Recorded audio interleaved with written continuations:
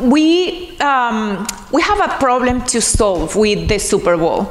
And this was when we did our first Super Bowl in 2015. We thought it's a branding effort, first of all. And we, when we ask the consumers if they know avocados from Mexico, if they have heard about avocados from Mexico, they say yes. Pretty much everybody has heard about avocados from Mexico. If you change the question and ask, how many avocado brands do you know? They don't name avocados from Mexico. So we have a disadvantage, that is that our origin is our brand name as well. So the Super Bowl was a big way to build that brand. So for those problems, we have two solutions. First, we're going to go to the biggest marketing stage with a big statement, we are a brand, and multiple messages. And the second goal that we have this year is to communicate our brand message, which is that avocado from Mexico makes everything better.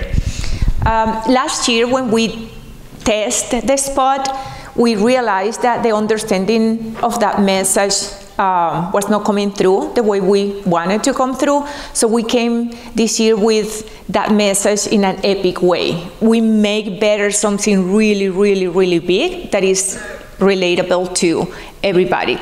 So I'll tell you a story. This year was like a roller coaster, this Super Bowl. It's October 2022. We have no script that we're excited about, and we have seen maybe over 20. We were about to go with something that good creative, but it's Super Bowl. We wanted something extraordinary that we absolutely love. So we say, well, let's do one more effort and let's invite our agency, a digital agency, has been with us for 7 years doing digital advertising, but let's invite them to pitch an idea.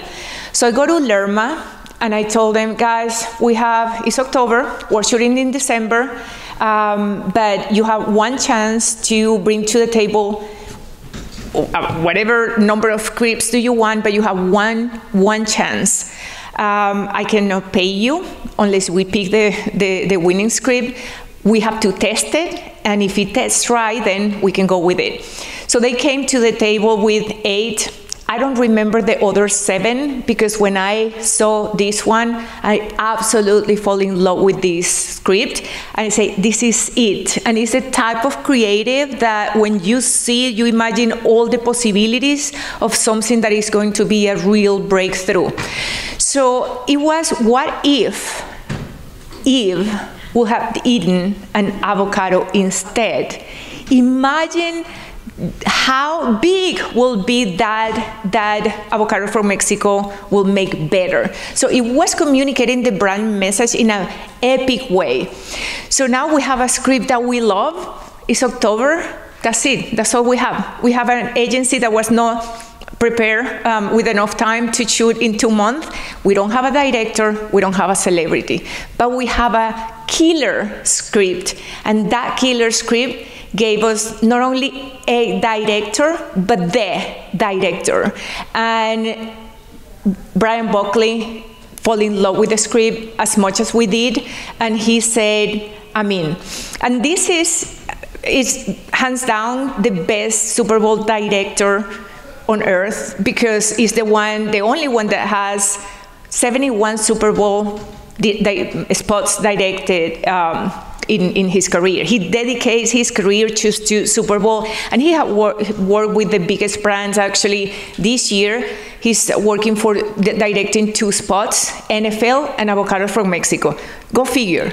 NFL and Avocados from Mexico. But that powerful was that creative that he said, I mean, and I'm telling you, this is not the guy, it doesn't matter how much money you have, this is not the guy that picks just any work because you are paying him. He picked the ones that he thinks that are going to win the game. And this is him in his own words. Let's play it for you.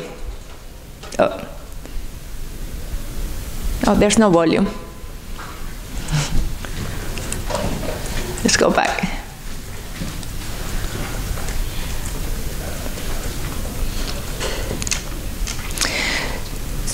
So the guy who's head manning the project, is part of your job to manage the expectations of those paying the bill? It is. The thing is, I try not to get it. I like to fix the game, basically. So I try to choose the best projects I think they have the shot to win the game. Oh, so you turn down those that don't have a shot? Oh yeah. You don't want to do the one. The stinkers come in, you're like, no, thank you. I'll pass on that. And the ones that come in, you're like, okay, I think I can work with this. Let's talk about what. So I could have said that, but he said much better than me. So we're not the stinkers. We're small, but not the stinkers. And if you see interviews from him from the past, I mean, it's just he's pretty much a Super Bowl celebrity in terms of directors, and he says that he knows in the first 40 seconds when that is a job he would like to do or not, and put his timing, his effort, and his name. So. And he, during one of the calls that we have during one of the first calls with him, he told the team, this script has what it takes, so I'm taking it. And so 2 weeks before the production date, then, because we have Brian Buckley, then Anna Faris say yes to the script. We were praying. It was 2 weeks and we were already making plan B. What if we don't have a celebrity, because it's a really complex negotiation with the celebrities. But she say, Brian Buckley saying, she loved the script. I mean, so that's how we assemble the production, and we shoot in December in Mexico City. So in December in Mexico City, we had a big square in the middle of the city full of naked people. And it was very interesting because we actually, it's not easy, right? For the people that was in charge of that, the producers, the directors, and the creative team, that was not easy.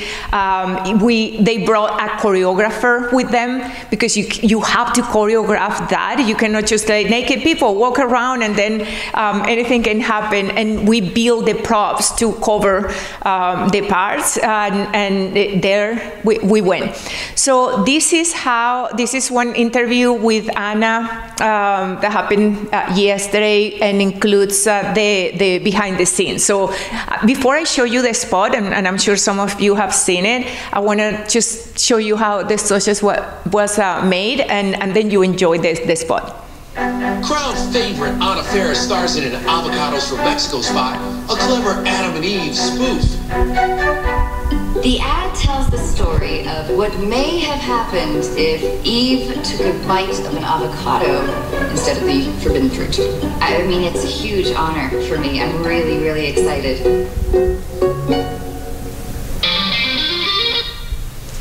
So now I'm going to show you the spot. Of course, then all the press was about naked Anna, and she was thoroughly enjoying. But that kind of press just bring our spot along and gave it a lot more exposure. So before I go to the spot, I want to make sure that the sound was right. Can you hear? It wouldn't make justice to our Super Bowl if the volume is not right. So everything starts in the Garden of Eden. Let's make sure that the volume is right. Oh, we lost the screen. So everything started in the Garden of Eden. With Eve just taking a bite of the forbidden fruit, and then Avocados from Mexico comes as a hero in the story, just to make everything better, and then the rest is what happened in the big avocado. From now on, it's going to be the big avocado every time to go to the East Coast. I think we lost the screen.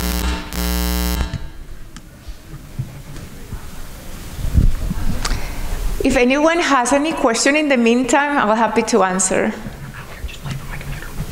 No questions yet? I have a question. Yeah, go ahead. So, Chris Mike from Metrics, I actually know you from my days at Chirpify. Oh. And you remember them? Yes, of course. So one of the things I've always known about you is that you're certainly not afraid to do something different, to try new things and to take risks. What is it about your approach that sort of leads to things like this, or things that other people aren't doing that you're like, oh, I'm going to go do that? What is it about the way you approach things that moves you in that direction?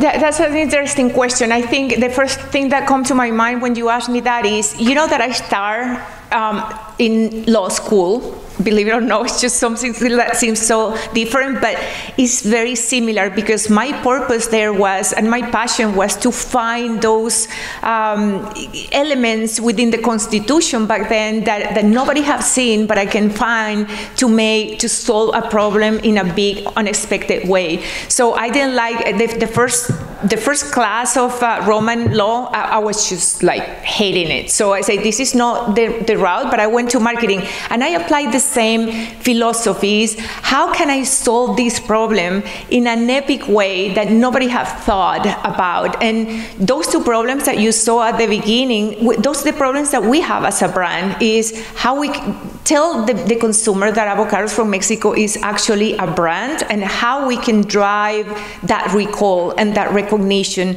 and that differentiation for the brand. So you really have to have a pretty big risk tolerance to choose to push the envelope. It's not easy. I think the human nature is to protect themselves against change, and when you have that approach of pushing the envelope, you find a lot of resistance internally, externally. So it's a constant battle for just reassuring everybody else that we're going to be okay, it's going to be good, and the worst that can happen is that we learn and then we do it better the next time. So my philosophy is that if you don't push, if you don't go out of the fence, you're just going to be a me too, and that doesn't work in the advertising world and the marketing world that we're living today. And this, ladies and gentlemen, is our Super Bowl. I might have taken a small bite. Adam? I'm naked! Whoa! Hey, try this! They make everything better! Avocados from Mexico. It's the perfect day, the big avocado. Midtown is traffic-free, and fashion naked is all the rage. You were right. Avocados make everything better. Ah, sweet liberty. Now that's a tourist attraction. So that's the short version. Yeah. Thank you. That's a short version that you are going to see in TV. Let me, before I get this, just to tell you the story. So we have a long version and 60-second version, but I wanted to show the one that you're going to see in TV. It's just a more richer story, the 60-second. But imagine going through that. We're a checkoff program of the U.S. Department of Agriculture. So we have to get the U.S. government to approve that nakedness. And we start with that from before we shoot, because we want to make sure that whatever we do and before we put them on in the production, that's accepted. Go all the way to the day that we were 2 days before shipping to Fox. Fox was pretty much looking at that spot with a magnifying glass.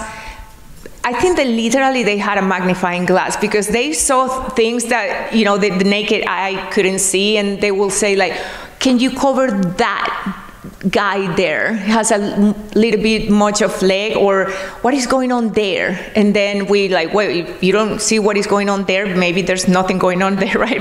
But we did a lot of editing based on the feedback, and finally we pushed. So from the beginning to end, it was a process full of challenges, but wonderful challenges that a very, very capable team was able to resolve. And then when we unveiled the ad in the Today Show yesterday, we also changed the creative of a giant out-of-home in New York City. Below the out of home, there's a QR code in the screen, and it takes to our digital experience, one of the pages of our digital experience. Then we don't have enough time to tell you everything that we have been doing. We're going to have a conversation now, and we can talk about it. But the digital experience, I could give a whole other presentation about everything that we're doing. That's the QR code. You can access and test everything that we're doing since our new Sonic DNA. We extract the sound of our jingle, and it's the first time ever that sound is embedded within the track, the music track of our Super Bowl spot. And there's a lot of fun activations in the digital space. Awesome. So again, yeah, so with that, then happy to go to the conversation. I think we're transitioning now to the fireside chat, right? Yes. I think Ivonne's going to stay on, and Douglas Cajas, Vice President, Sales, RTLAdAlliance. Get it up for them. Awesome. Ivonne, here we go. It's great to be here with you, Ivonne. So I'm Douglas Cajas, and I had the pleasure of opening up the RTLAdAlliance office about 5 years ago here in the States. And so just very quickly, we are Europe's largest media owner and also owner of Fremantle, so beloved shows such as American Idol, Got Talent, X Factor, and such shows. It's a pleasure ultimately for us to be able to be a guide for folks expanding or growing in the European region. We'd like to say that we are not the United States of Europe. As Shivran from Uber Eats earlier said, it's important to have really a globalized approach. Having said that, thank you so much for that presentation. I'd love to hear, for those who haven't really, I think everyone knows the brand by now, so I think it would be great, first of all, if you could explain to us, this unique partnership between United States agriculture and also the Mexican entities that has created, the organization that you work for. Can you give us a little bit?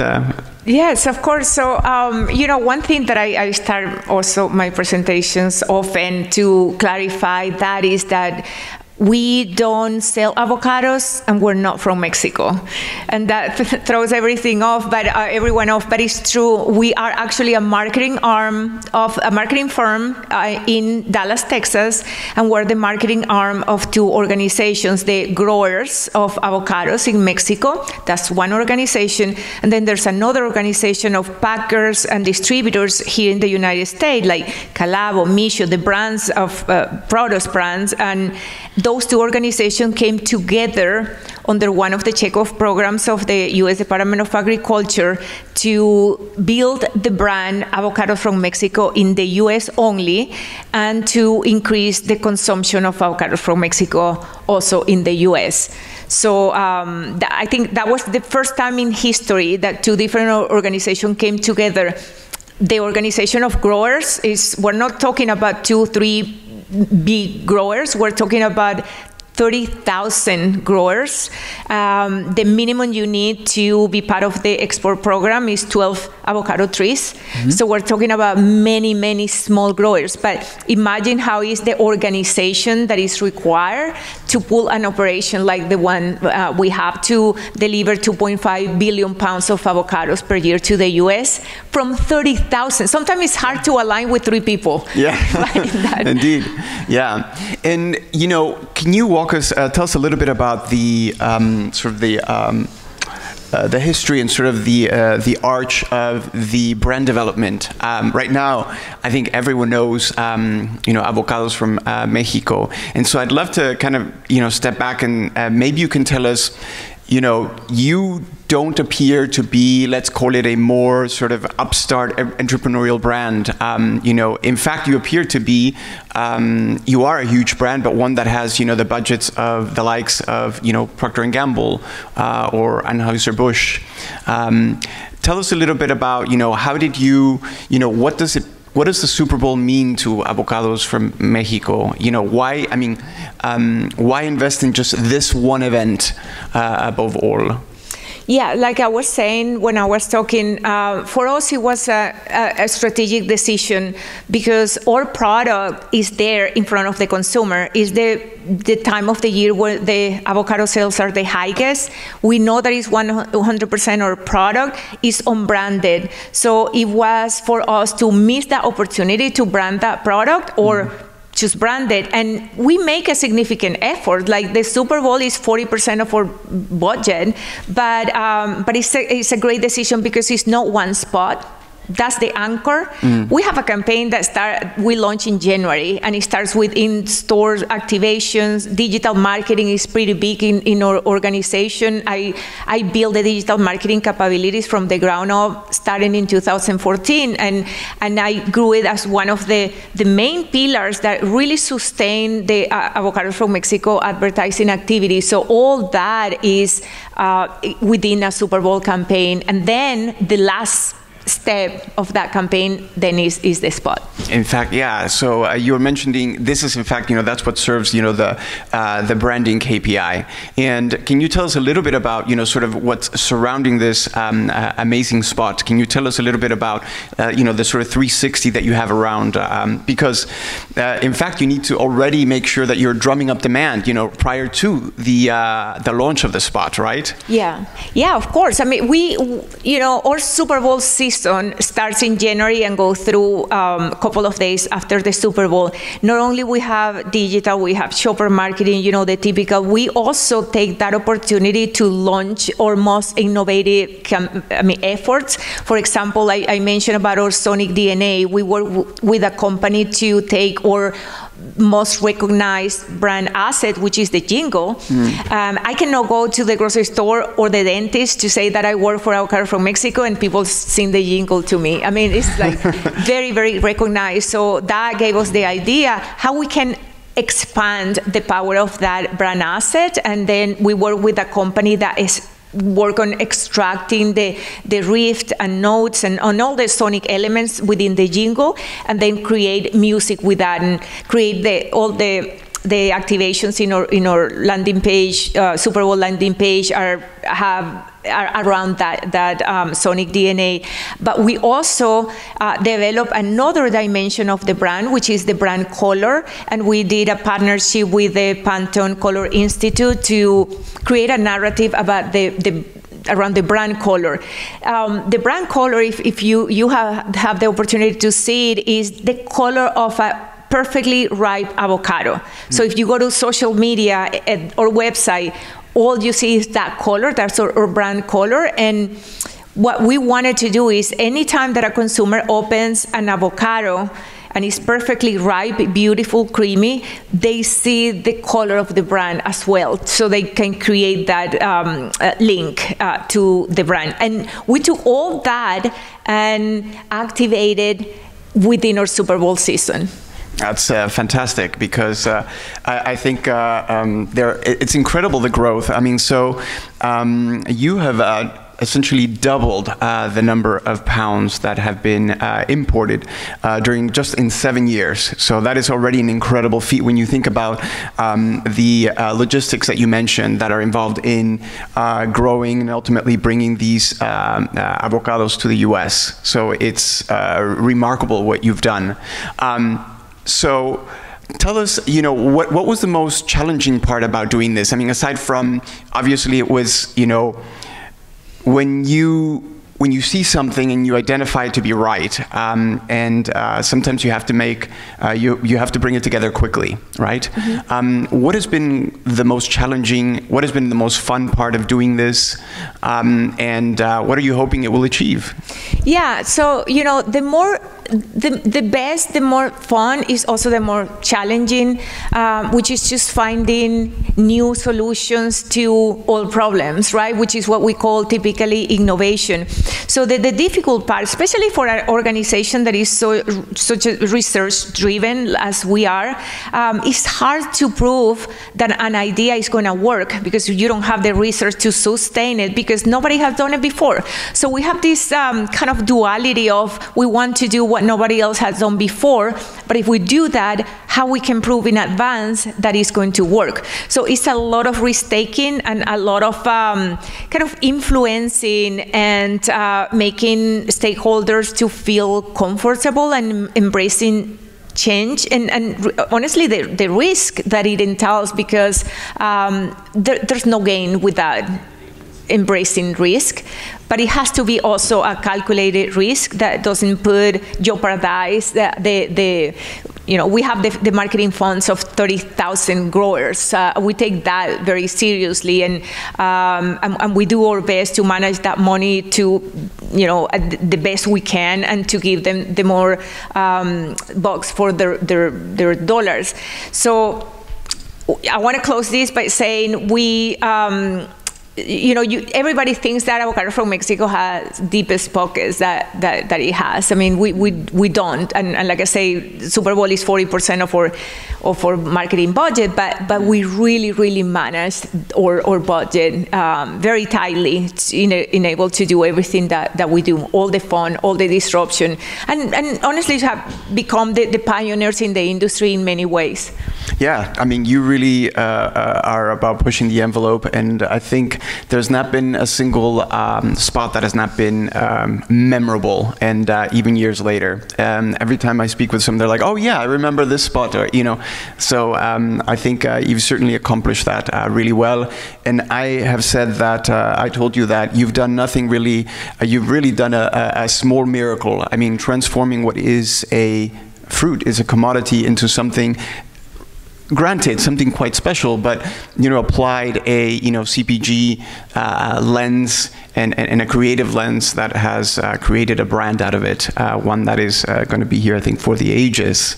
So that's really special. I'm curious. We had talked about what other do you foresee? How do you see now the development of the brand moving forward? What other things do you envision doing? Yeah, I think it's hard when you reach a point of maturity. I remember like 9 years ago when I started, the sky was the limit. Whatever we did will be like breakthrough and huge, and the goals were like almost impossible, and we surpassed those goals. It gets to a point in every company when you reach certain level of maturity where the change is more incremental. And it's just little by little, but you also have something that is, sometimes it works against you, that we already have done things in certain ways in the past, because we have been functioning for 9 years. So it's when we start thinking and hearing, well, that's not the way we have done it, or those other ways. Again, it's human nature. So it's just, it's just a little bit fighting that comfort of that the familiarity gives you, and keep pushing the envelope, like we were talking about, to continue to explore and continue to try to accomplish what is seemingly impossible. I think that's that is a really good challenge for us to have as a mature brand right now of 9 years. How we still can keep that mentality of startup. Instead of just settling for the status quo that we know that works, but it's not gonna take us further. Yeah, no, I understand, and I mean, you were mentioning approximately 90% of the market. So this is, I mean, a great place to be. And so the question is, are you hoping now to see how close you can get to 100? Are you looking to maybe, grow the number of avocado lovers out there? What are you hoping to do? So as a leader in the market, we don't compete with other avocado origins. Actually, it's the contrary. We want to expand the whole industry and the whole category, because if we expand the category, like you were mentioning before, we went from 1.2 billion pounds per year to 2.5 billion pounds per year in 7 years. So, or 90% share is there. If we keep growing that whole pie, or piece of the pie, is always going to be bigger for us, but also for the other origins that are part of this industry. What you talked about, what about partnerships? How do you see, that being potentially sort of a role in the way that you develop your marketing efforts moving forward? Would you consider doing a partnership with, any other brands, and what might you look to accomplish by doing that? Yeah, of course, and that's a trend that we're seeing very, very clearly. You actually see it for first time sometimes in this Super Bowl, even in TV, with the partnership with two brands, and it's a very interesting approach. I think that it's going to get stronger, and it's going to be more common among brands, and we actually are talking about it. We're having internal conversations about it to have purposefully an effort to look for partnerships and to launch efforts in partnership with other brands. We have been doing that on the shopper side for in-store activation, but we want to start taking that a step forward with the consumer marketing, looking after those partnerships. Excellent. Well, I think that's all the time we have, so I'd like to very briefly open it up for one question. It looks like we have, so. I guess we gave all the information everybody I guess needs. Exactly. Yeah, they're ready to eat the avocado, so I guess one last question for you then. Can you tell us about what your favorite recipe for guacamole is? The best guacamole is, in my opinion, is the plain guacamole, but you have to have a lot of lime. That's and cilantro. That's the trick. Fantastic. Now you know it. Well, wonderful. Thank you so much for everything, and it's been a pleasure. Thank you. Thanks everyone.